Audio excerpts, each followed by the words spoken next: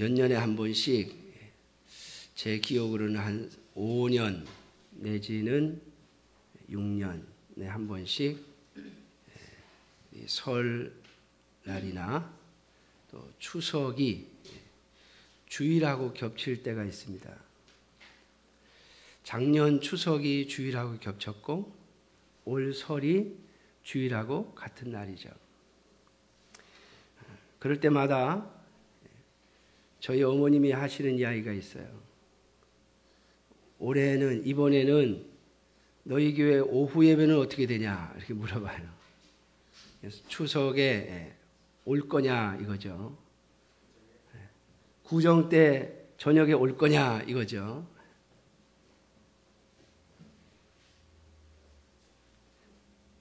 제가 그럽니다.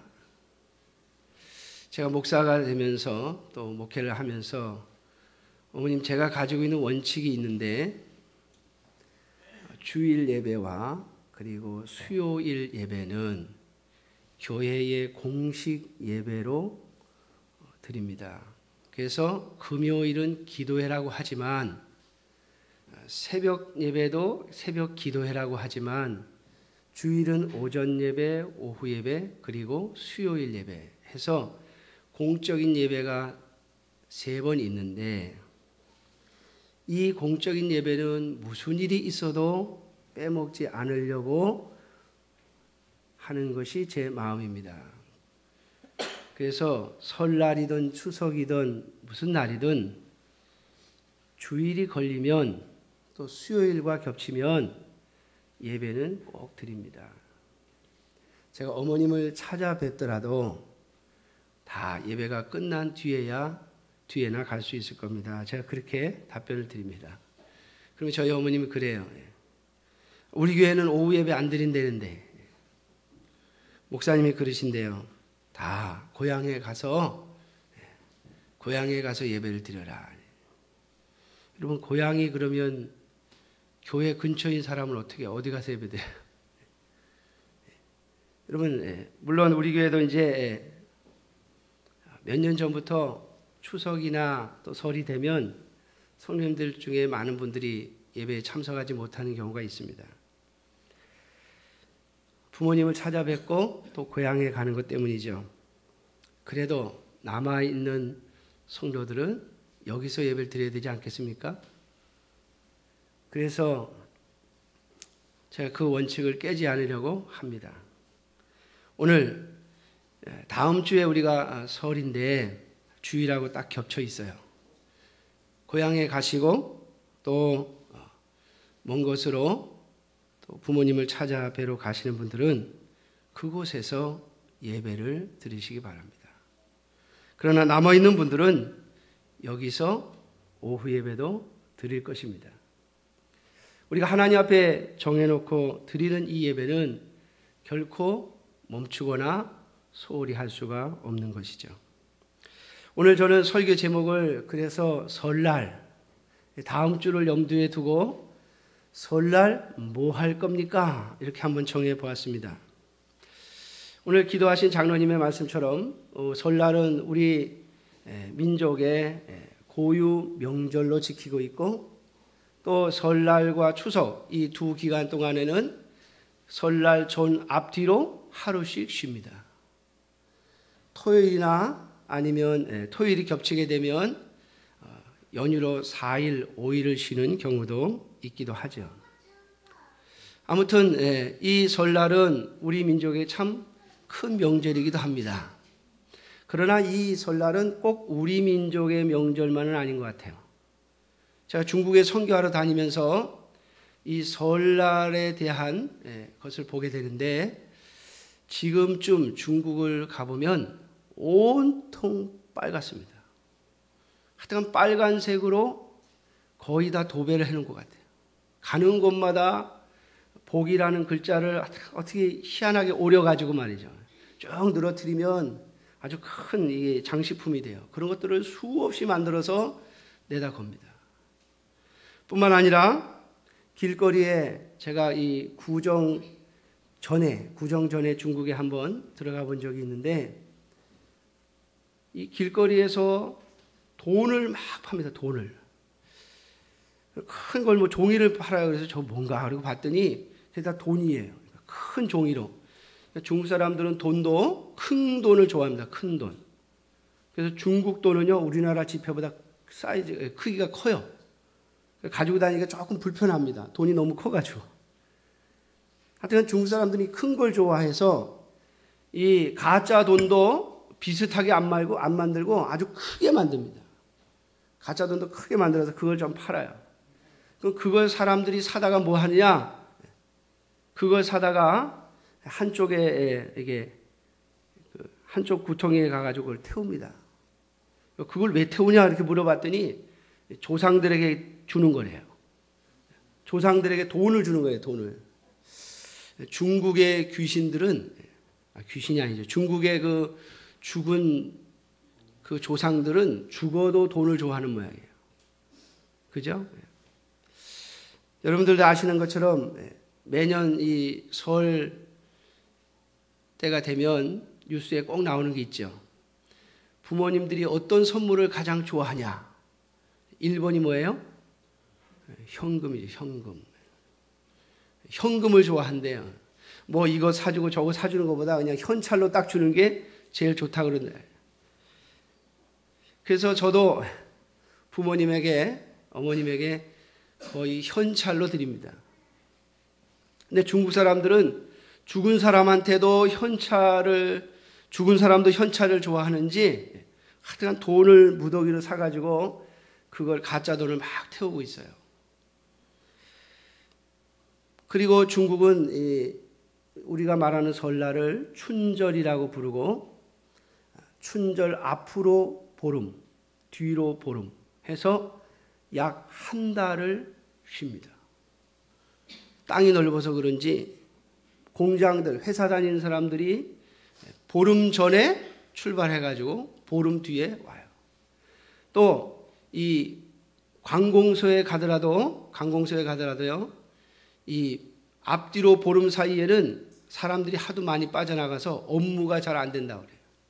사람들이 있긴 있는데 몇몇이 출근하긴 하는데 업무 처리가 안 된대요. 그래서 중국의 우리 옥합청교회를 통해서 제가 갈 때 보면 이 설날 전후로는 이 비자 내기도 힘듭니다. 미리 내든지 해야 돼요. 아무튼 이 춘절이든 설날이든 우리가 이 날을 중요시 여기는 이유가 있죠. 이 날이 바로 음력으로 첫날이라고 하는 것 때문에 그렇습니다. 첫날.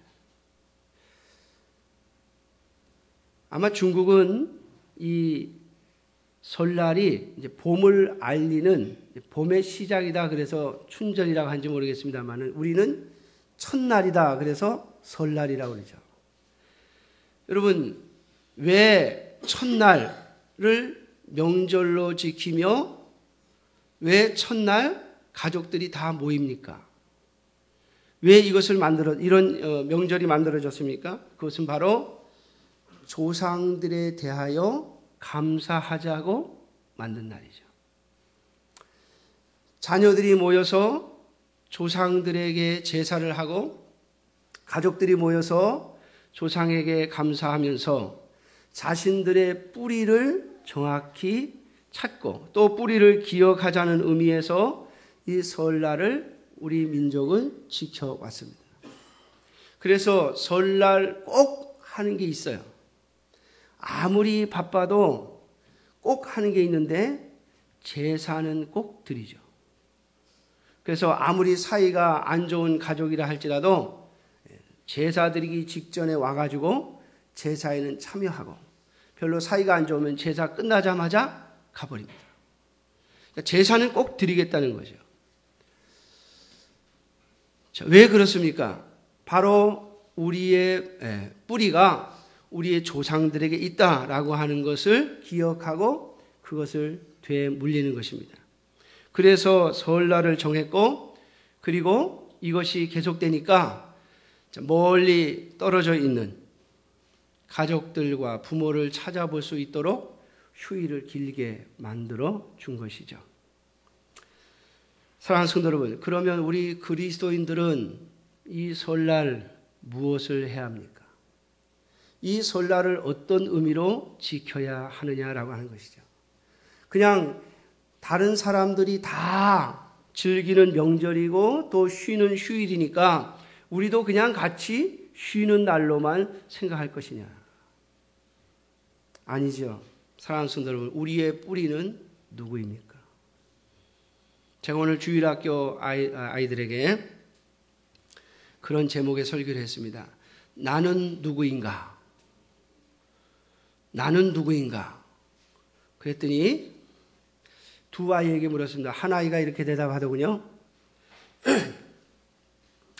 나는 사람입니다. 그래요.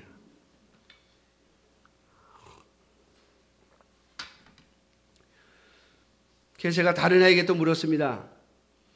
아무개야, 너는 나를 누구라고 하느냐? 나는 누구인가? 이렇게 물으면 너는 뭐라고 대답할래? 그랬더니 그 아이는요, 먼저 대답한 아이보다 저학년인데 이렇게 대답했어요. 나는 나입니다. 제가 속으로 깜짝 놀랐어요. 무슨 철학자가 하는 말 같지 않아요? 나는 나입니다. 그래요. 두 가지 때문이겠죠. 하나는 깊이 의미를 알아서이든지 아니면 사실 내가 누군지를 잘 모르는 거죠. 대답할 게 없으니까 그냥 나는 납니다. 이렇게 대답한 거예요. 여러분들은 스스로에게 한번 물어보십시오. 나는 누구인가? 여러분 여기에 대답을 하려면 내가 다른 사람들과 어떤 관계를 맺고 있는가를 정확히 알면 나타납니다. 그게 나예요. 그냥 혼자 나가 아니라 나는 누군가 어떤 관계가 있는 것이죠. 우리가 조상들을 귀히 여기는 것은 바로 그분들로부터 태어났기 때문이죠. 그분들로부터 피를 물려받았기 때문입니다. 그래서 그 뿌리를 중요시 여기고 같은 피를 물려받은 자녀들이 모여서 그리고 그 가족들이 모여서 조상들에게 감사하고 또 제사하는 것이죠. 그렇다면 우리 그리스도인들은 이 설날 우리의 뿌리를 정확히 찾아야 할 것입니다. 사랑하는 성도 여러분, 저와 여러분들의 뿌리는 어디입니까? 그것은 바로 하나님이십니다. 세상 사람들은 하나님을 거절하기에, 하나님을 부정하기에 자신들의 뿌리가 인간 조상에게서 나온 것이라고 생각합니다. 그러나 사랑하는 성도 여러분, 우리가 우리의 조상들을 택했습니까? 아니면 우리의 조상들이 나를 택했습니까? 우리의 조상들과 나를 연결시킨 것, 내 부모와 멀리 갈 것도 없이 내 부모와 나를 연결시키신 분은 오직 하나님이십니다. 하나님이 인간을 만드셨고 그리고 하나님이 만드신 그 인간이 오늘까지 하나님의 창조의 사역에 의해서 계속해서 그 부모를 따라 창조되고 탄생하기 때문입니다. 그러므로 우리의 진정한 뿌리는 하나님께 있습니다. 그러므로 설날 세상 사람들은 자신의 육신의 뿌리를 찾는 그날, 우리 하나님의 자녀들은 육신과 우리의 영혼의 뿌리를 찾아야 할 것입니다. 저와 여러분들의 육신은 조상으로 올라가서 그 최초의 조상인 아담에게 있고 그 아담과 하와는 하나님께 그 뿌리를 두고 있습니다. 저와 여러분들의 영혼은 하나님께서 우리가 부모의 뱃속에 탄생할 때 창조해 내시는 것입니다. 하나님은 지금도 태어나는 모든 인간의 영혼을 창조하십니다. 그러므로 저와 여러분들의 육신의 뿌리는 하나님께 있음을 기억해야 할 것입니다. 그리고 이 설날은 바로 이 하나님, 우리의 영혼과 육신의 뿌리이신 하나님께 감사하며 그분에게 찬송과 영광을 돌리는 날이 되어야 할 것입니다. 그렇다면 사실 설날, 이 설날이 주일과 겹쳤을 때 아마 그것보다 좋은 날은 없을 겁니다. 나를 찾아온 내 모든 자녀들을 다 이끌고 하나님 앞에 나와 함께 예배할 수 있다는, 하나님께 예배드리는 날과 내 자녀들이 나를, 부모를 공경하여 찾아온 그날 함께 예배드림이 된다면 참으로 설날은 하나님 앞에 복된 날이 될 줄로 믿습니다. 자, 오늘 본문 말씀을 통해서 설날 우리가 해야 될 것을 세 가지로 생각해 보려고 합니다. 첫째는 자녀들아 주 안에서 너희 부모에게 순종하라, 이것이 옳으니라 하셨습니다. 사랑하는 성도 여러분, 부모는 하나님께서 정해 주신 겁니다. 부모가 내 마음에 들든 들지 않든 우리가 예수 그리스도를 믿어 하나님의 자녀가 되었다면, 하나님을 믿는 자들이라면 하나님이 나에게 정해 주신 그 부모에게 순종해야 할 것입니다. 물론 거기에는 오늘 사도 바울의 가르침처럼 주 안에서라고 하는 말씀을 전제로 하고 있습니다. 부모를 공경하되 주님 안에서, 하나님 안에서 부모에게 순종해야 한다라고 하는 것이죠. 사랑하는 성도 여러분, 하나님께서 질서를 세우시고 권위를 세우셨는데 그 첫 번째 질서와 권위가 바로 부모입니다. 그러므로 우리는 부모에게 순종해야 할 의무가 있고 또 책임이 있습니다. 그러므로 이 설날 부모에게 순종함을 실천하는 저와 여러분들이 되시기를 주님의 이름으로 축원합니다. 그러면 어떻게 할 것이냐? 여러분, 순종은 사실 1년 365일 다 해야 되는 것이죠. 그런데 참 우리가 얼마나 연약합니까? 또 얼마나 부족합니까? 그래서 저는 여러분들에게 한번 제의를 합니다. 이번 설에 부모님을 뵙거들랑 소원 하나만 말씀해 보십시오. 주 안에서 소원 하나만 말씀해 보십시오. 그냥 부모님 찾아가서 같이 음식 해먹고, 맛있는 음식 해먹고 오는 것으로 끝내지 말고, 또 그냥 게임이나 하다 오지 말고 부모님을 만나서 소원 하나만 말씀해 보십시오. 그리고 그 소원 하나를 들어드릴 수 있다면, 그리고 그것을 결심하고 한 해 동안 그 부모님의 소원을 실천하기 위해서 애쓸 수 있다면 의미 있는 설날이 되지 않겠는가 하는 생각을 해봅니다.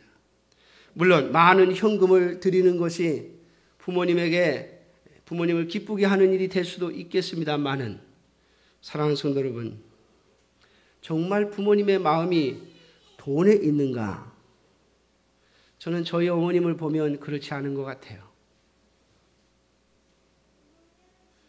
저희 어머님이 저에게 소원하는 것이 있습니다. 가끔 저에게 여러 가지 말씀을 하십니다. 근데 그 내용을 다 들어보면 그게 아니더라고요. 물질을 달라는 것이 아니더라고요. 여러분, 부모님들이 무엇을 원하는지 자세히 한번 물어보고, 내가 소원 하나 올해 첫날 들어드리겠습니다 라고 한번 해볼 수 있는 여러분들이 되시기를 주님의 이름으로 축원합니다. 두 번째로 오늘 말씀 2절에 보니까 내 아버지와 어머니를 공경하라, 이것은 약속이 있는 첫 계명이니 라고 말씀하십니다. 사랑하는 성도로, 이 공경하라고 하는 말은 명예롭게 존경하라, 명예롭게 여기라, 그런 의미를 담고 있습니다. 사랑하는 성도 여러분, 우리에게 하나님께서 부모님을 주셨습니다. 그러므로 이 부모님을 존경하고 또 명예롭게 여기고, 그리고 이 부모님을 섬길 수 있다면 이것은 참으로 복된 일이 될 것입니다. 부모님을 공경하라고 하는 것은 하나님께서 인간과 인간 사이에 내리신 첫 번째 계명입니다. 하나님께서 이스라엘 백성들, 하나님의 백성들에게 주신 10가지 계명 중에 첫 번째부터 네 번째 계명은 하나님과 인간 사이에, 하나님의 백성 사이에 지키라고 주신 계명입니다. 그리고 다섯 번째와 10번째 계명은, 다섯 번째부터 10번째 계명은 인간과 인간 사이에 지키라고 주신 계명인데, 그 첫 번째 계명이 바로 내 부모를 공경하라라고 하는 것입니다. 사랑하는 성도 여러분, 세상 사람들은 왜 제사를 드리는 줄 아십니까? 가끔 보면 그 안 믿는 사람들 중에 그런 이야기가 나와요. 부모에게 재산을 안 물려받으면 제사를 안 드리겠다, 이런 자식들이 있더라고요. 예를 들어서 형제들 간에 부모 유산을 가지고 싸우잖아요. 그러면 꼭 큰아들은 나한테 더 달라고 그럽니다. 왜요? 내가 제사 드려줄 거니까. 당신이 돌아가시면 내가 제사상을 내가 차려줄 거니까 나에게 유산을 많이 달라는 거죠. 제사 차릴 만큼 더 달라는 건지도 모르겠어요. 사랑하는 성도 여러분, 저는 그런 분들에게 그런 이야기가 들리면 그럽니다. 주지 말라고. 안 줘도 된다고. 왜요? 여러분, 세상 안 믿는 사람들이 제사를 드리는 이유가 뭔지 아십니까? 나에게 복을 달라는 거예요. 조상들이여 나에게 복을 주시오. 그래서 여러분, 제사 드릴 때 보면 제사상에 절해놓고 그러잖아요. 올해도 우리 가족들 다 건강하게 지켜주시고 뭐 사업도 잘 되게 해주시고 별일 없게 해달라고. 여러분, 그들은 우상을 섬기고 있는 것입니다. 그 조상 신으로부터 복을 받겠다는 것입니다. 그러니까 제사 안 드리면 누가 손해요? 자기가 손해지 뭐. 그렇잖아요? 여러분, 제사 안 드리면 누가 손해요? 자기가 손해요. 제가 그 분들의 원리를 가만히 보면 정말 욕심에 가득 차 있습니다. 많은 재산과 유산을 물려받고 그리고 내가 제사를 드려주겠다는 거죠. 사랑하는 성도 여러분, 오늘 본문은 우리에게 뭐라고 말씀하십니까? 내 아버지와 어머니를 공경하라 라고 말씀하시면서 이것은 약속이 있는 첫 계명이니, 여러분, 성경은 조상들을 섬기라고 말하고 있지 않습니다. 살아있는 부모, 살아있는 내 어머니와 내 아버지를 공경하고 순종하라고 말합니다. 사랑하는 성도 여러분, 성경은 결코 효도를 멸시하지 않습니다. 처음에 기독교가 한국에 들어올 때 세상 사람들, 이 땅에 믿지 않는 사람들은 기독교인들은 불효하는 자들이라고 그렇게 오해를 했습니다. 그 오해의 원인이 뭡니까? 제사를 안 드린다는 거죠. 기독교인들은 제사를 안 드리는 거 보니까 불효하는 자들이라고 말이죠. 여러분, 성경은 분명히 우리에게 가르칩니다. 내 부모를 공경하고 내 부모에게 순종하라. 그것은 살아있는 부모를 섬기라고 하는 것입니다. 사랑하는 성도 여러분, 부모님이 살아 계실 때까지만 우리가 공경하고 순종할 수 있습니다. 저는 가끔 앞으로 제사 잘 드려주겠다는 말을 하는 분들을 보면 제가 그렇게 말합니다. 죽은 다음에 상다리 휘어지도록 차리지 말고 차라리 그때 쓸 돈을 미리 써라, 부모에게. 부모님 살아 계실 때 써라 라고 말이죠. 사랑하는 성도 여러분, 부모를 공경하라고 하시는 이 주님의 명령, 오늘 너희 앞에 살아있는 내 어머니와 내 아버지를 공경하라고 하시는 이 주님의 명령은 우리가 그렇게 바라는 복을 약속하고 있습니다. 오늘 주님은 3절에 이로써 내가 잘 되고 땅에서 장수하리라 말씀하십니다. 사랑하는 성도 여러분, 정말 저와 여러분들이 이 땅에서 하나님께서 주시는 형통함과 하나님께서 주시는 강건함을 얻기를 원한다면 하나님께서 우리에게 주신 부모, 우리에게 정해주신 그 부모에게 순종하고 공경하는 저와 여러분들이 되시기를 주님의 이름으로 축원합니다. 제가 이렇게 말씀을 드리니까 아이고 목사님 오늘 나하고는 하나도 해당 사항이 없네요. 나는 부모님 다 돌아가셔가지고 공경할 부모도 없고 순종할 부모도 없는데 그럼 난 설날에 뭐 합니까? 여러분 하나님의 말씀은 부족함이 없습니다. 오늘 말씀 4절에 뭐라고 말씀하십니까? 또 아비들아 너희 자녀를 노엽게 하지 말고 오직 주의 교훈과 훈계로 양육하라. 아멘. 여러분 설날은 부모가 자녀에게 받기만 하는 날입니까? 아니죠. 보면 이 설 그 풍경을 이렇게 뉴스에 담는 걸 보면요. 물론 자녀들이 부모님 집에 갈 때 뭐 잔뜩 싸들고 갑니다. 그런데 제가 보는 경우에는 많은 경우에 보면 다 그런 건 아니겠습니다만은 내려갈 때 싸들고 간 것보다 올라올 때 싸들고 올라오는 게 더 많더라고요. 여러분들은 어떠십니까? 자녀가 오면 다 받고 주머니에 넣고 그리고 갈 때 그냥 빈손으로 보내십니까? 아마 여러분들이 해줄 수 있는 최선을 다해서 자녀들에게 넘겨줄 것입니다. 사랑하는 성도 여러분, 육신의 부모도 그러한데 육신의 이 모습도 그러한데 우리의 신앙적인 모습이겠습니까?